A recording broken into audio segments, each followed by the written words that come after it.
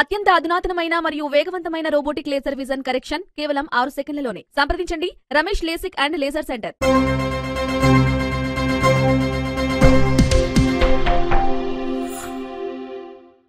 నమస్తే, welcome to Vihari news.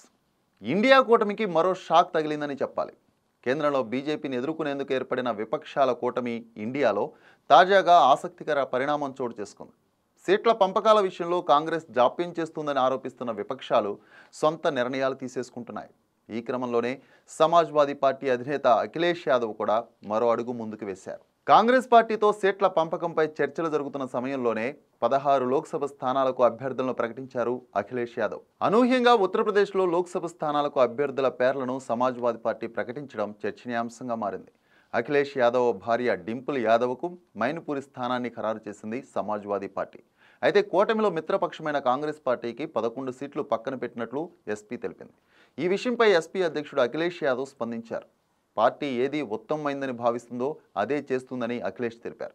Congress నుంచి దీనికి ఎటువంటి క్లియరెన్స్ అవసరం లేదన్నారు అఖిలేష్.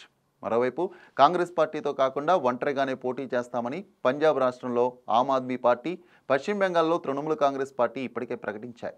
ఇదిలా ఉంటే ఇప్పటికే బీహార్ ముఖ్యమంత్రి జేడీయూ అగ్రనేత నితీష్ కుమార్ ఇండియా కూటమి నుంచి బయటకు వచ్చి ఎన్డీఏలో చేరిన విషయం తెలిసిందే.